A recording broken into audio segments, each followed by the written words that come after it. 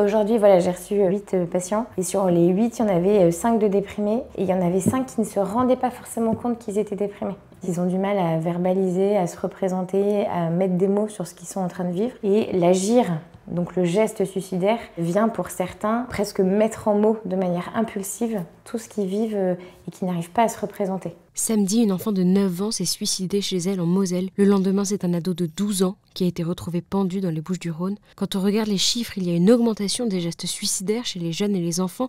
Est-ce ce que vous observez, vous, dans votre cabinet? Et oui, effectivement, en fait, on en voit arriver de plus en plus jeunes. La première courbe, ce qui est déjà assez impressionnant, c'est que les chiffres sont extrêmement au-dessus pour l'année 2025. Et pour les enfants, on voit qu'il y a quand même une descente de consultations pour idées suicidaires en été, juillet-août, avec une montée en septembre. Et là, celle-ci, celle de septembre 2025, est largement au-dessus des autres années. C'est une étude nationale sur le bien-être des enfants qui a été faite sur les classes de petite section à CM2, donc c'est une des plus récentes qu'on ait, qui dit que 13% des enfants en élémentaire présentent un trouble probable de santé mentale. C'est énorme.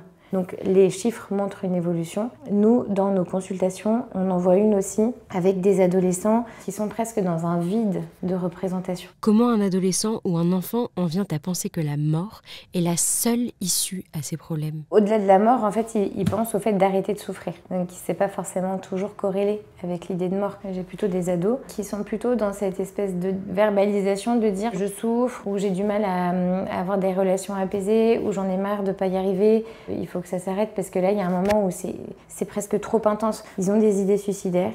Ils n'ont pas toujours envie de passer à l'acte, mais c'est très creux, on a beaucoup de mal à travailler avec eux parce que derrière, en fait, ils ont du mal à verbaliser, à se représenter, à mettre des mots sur ce qu'ils sont en train de vivre. Et l'agir, donc le geste suicidaire, vient pour certains presque mettre en mots de manière impulsive tout ce qu'ils vivent et qui n'arrivent pas à se représenter. Finalement, et les ados l'expriment très bien, ils étaient à 2 sur 10 de leur échelle d'alerte, et puis d'un coup ils passent à 10, et puis là en fait il n'y a plus de sortie. C'est monté tellement haut que la pensée de pouvoir arrêter le truc, c'est le seul truc qui les fait redescendre. Aujourd'hui, voilà, j'ai reçu 8 patients et sur les 8, il y en avait 5 de déprimés et il y en avait 5 qui ne se rendaient pas forcément compte qu'ils étaient déprimés. Je leur dis, mais vous êtes triste? Oui, non, je sais pas trop.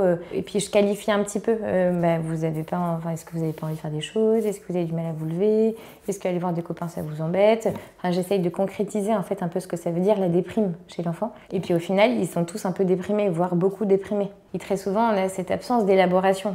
Je ressens rien. En fait, c'est vide. Je sais pas pourquoi. Et ça, c'est très difficile à bosser en thérapie parce qu'on n'a pas cette matière qui fait que l'enfant va pouvoir nous aider à se représenter les choses pour pouvoir aussi travailler et du coup ne pas agir dans l'impulsivité de « en fait, j'y arrive tellement plus et pour autant, je sais tellement plus ce que c'est que du coup, je passe à l'acte ». Quelles sont les causes de ce mal-être? Moi, je pense qu'on a des ados qui sont un peu biberonnés par tous les réseaux sociaux, les écrans. Dans ce petit monde, en fait, où ils ont l'impression de se parler sur TikTok, globalement, on a des ados qui sont de plus en plus seuls. L'enfant, il est biberonné avec un espèce d'algorithme qui lui fait plaisir, mais qui l'aide pas à prendre un peu ancrage et à assise en lui.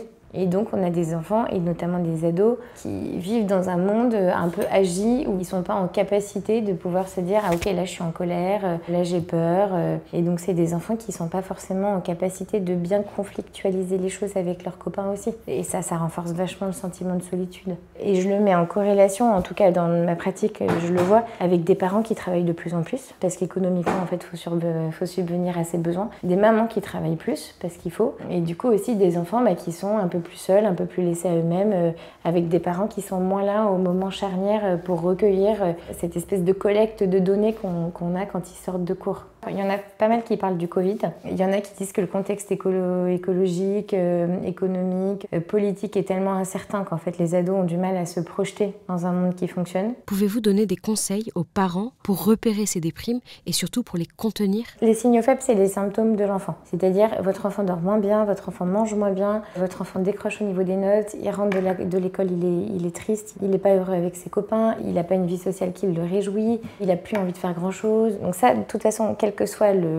L'intensité derrière, ça c'est à prendre en compte parce qu'un enfant il a besoin d'être pris en charge quand il n'est pas bien. Après, il y a un site notamment qui s'appelle Clepsy, qui est fait par l'Institut Robert Debré et qui là permet de vraiment pouvoir échelonner les choses et de travailler un plan de sécurité à mettre en place. En fait, il y a des choses qui peuvent être faites pour endiguer un peu la crise. L'idée c'est qu'on monte pas trop, mais quand ils montent généralement, en fait ils arrivent aux urgences. Et puis il y a des âges plus ou moins charnières. On sait que la période d'adolescence c'est quand même une période de vulnérabilité intense. Le passage CM2 6e, ça peut être un passage qui est compliqué avec la puberté, les interactions sociales qui changent.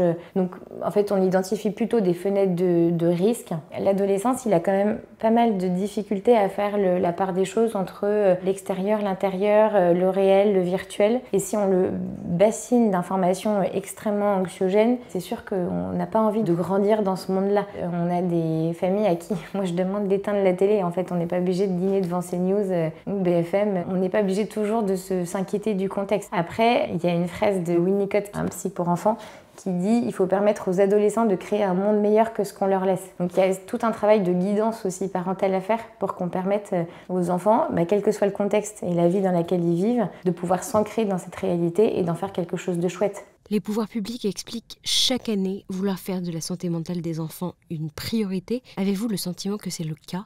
Il y a des psys qui vont dire qu'on n'a jamais été aussi bien dotés pour nos enfants aujourd'hui. Ils ont un accès aux soins faciles, l'école est faite pour eux.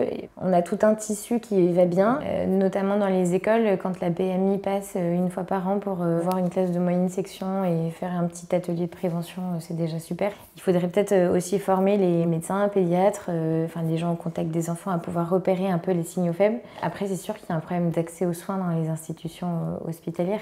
Moi, je travaille en cabinet, donc ceux qui peuvent venir sont des gens qui ont les moyens de venir. Quand on appelle pour un ado qui est suicidaire et qu'on veut aller au CMP et qu'on nous dit qu'il y a 1 an d'attente, voire on ne peut pas être mis sur la liste d'attente, là il y a un souci. Et puis des petits, en fait, finalement, on se rend compte quand même que quand on voit qu'il y a déjà une dizaine de pourcents d'enfants entre 1 et 6 ans qui vont pas bien, il faudrait qu'on puisse les prendre en charge plus tôt. Le gouvernement a essayé avec le dispositif Mon Psy, il y a des choses qui se mettent en place. Mais c'est juste qu'il va falloir passer peut-être la vitesse supérieure parce que vu qu'il y a plus d'enfants qui arrivent dans des situations de mal-être, en fait, on va avoir besoin de plus de bras.